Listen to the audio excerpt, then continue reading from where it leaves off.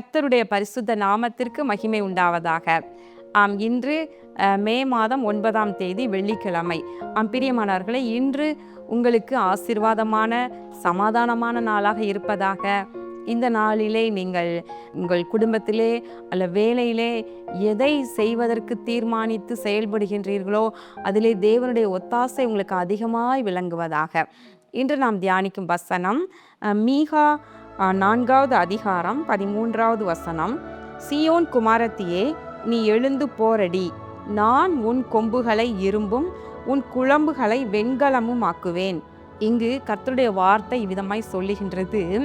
சீயோன் குமாரத்தியே, கர்த்தரை துதிக்கிற தேவ ஜனமே, சீயோன் கர்த்தர் வாசம் பண்ணுகிற, பிரியமாய் வாசம் பண்ணுகிற இடம்.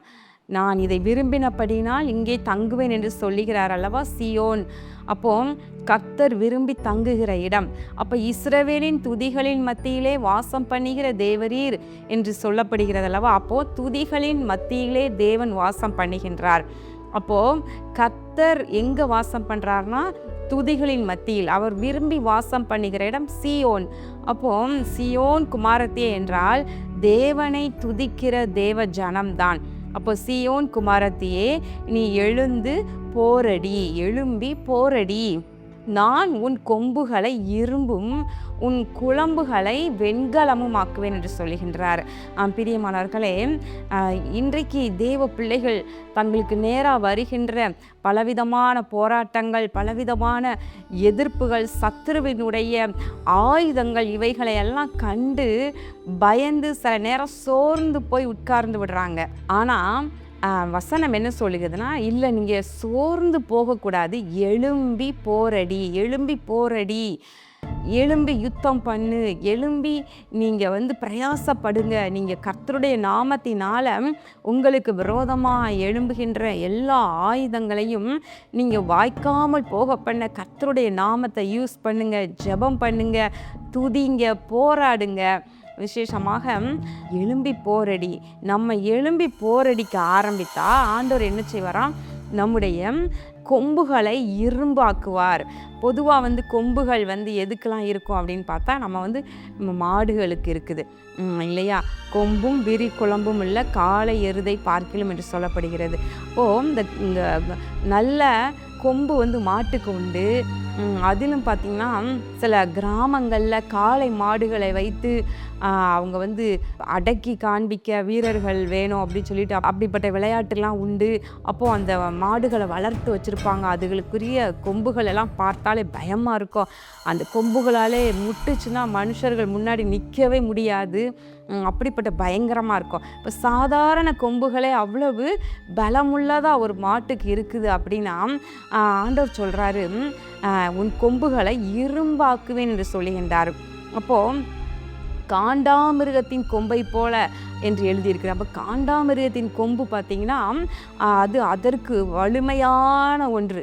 ஆனால் ஆண்டவர் நமக்கு அதை காட்டிலும் இரும்பை போன்று கொம்புகளை உண்டாக்குவேன், உன்னுடைய கொம்புகளை இரும்பை போல மாற்றுவேன். அப்படின்னா என்ன அர்த்தம்? நம்முடைய ஆவிக்குரிய பலன். அதுக்காக நமக்கெல்லாம் பார்க்குற மாதிரி கொம்பு வரப்போகுதுன்னு அர்த்தமா? அப்படி கிடையாது.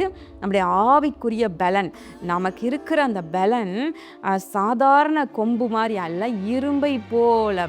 இப்போ நம்ம பயந்து கொண்டிருக்கிற சூழ்நிலை மாதிரி எதற்கும் பரவாயில்ல, நான் இந்த எனக்கு விரோதமாக இப்படி போராடுகிற சத்துருவை நான் ஃபேஸ் பண்ணுவேன், நான் எதிர்கொள்ளுவேன்.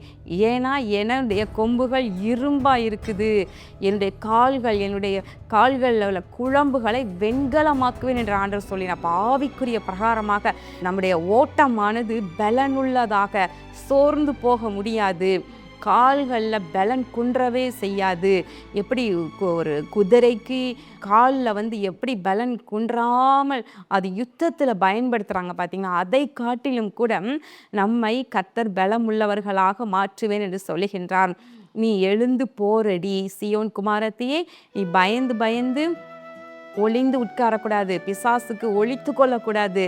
நீ உன்னுடைய கொம்பை இரும்பை போல மாற்றுவேன், உன்னுடைய குழம்புகளை வெண்கலமாக்குவேன். அப்போ நமக்கு இருக்கிற பலன் வேறு யாருக்கும் கிடையாது. ஆவிக்குரிய பிரகாரமாக அந்த பலனை நீங்கள் பெற்றுக்கொள்ளணும். நீங்கள் இது ஒரு நாளில் வராது. ஒரு நாளில் இப்படியெல்லாம் மாறாது. அப்போது ஒவ்வொரு நாளும் தேவ சமூகத்தில் காத்திருந்து ஜெபம் பண்ணி நம்ம தேவ வல்லமையை பெற்றுக்கொண்டே இருக்க வேண்டும். தேவ கிருபையை பெற்றுக்கொண்டே இருக்க வேண்டும். துதிக்க பலன் நமக்கு பெருகிக்கொண்டே இருக்கும். அதே நேரத்தில் நல்ல பாஷைகளை பேசி ஆவியில் நிரம்பி நம்ம ஜெபம் பண்ணிக்கிட்டே இருக்கணும். உபவாசம் இருக்கணும். நீங்கள் ஆவியில் நிரம்பி ஜெபிக்க மறைமுகமாக உங்களுக்குரிய பலன் பெருகிக்கொண்டே போகுது. அப்போது என்ன நடக்குதா, நீ அநேக ஜனங்களை நொறுக்கி போடுவாய்.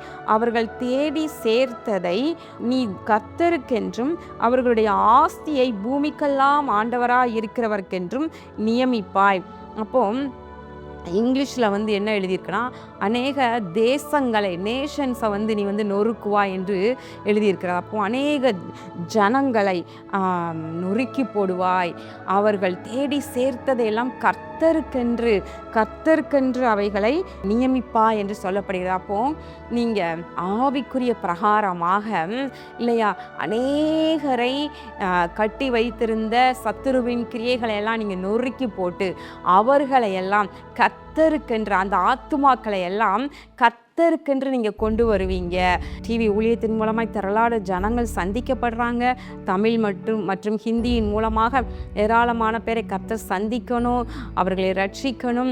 அவர்களை கட்டி வைத்திருக்கின்ற சத்துருவின் கட்டுகள் எல்லாம் நொறுக்கப்படணும். அவர்களை கர்த்தருக்கென்று நம்ம நியமிக்கணும். கர்த்தர் அப்படியே செய்வார்.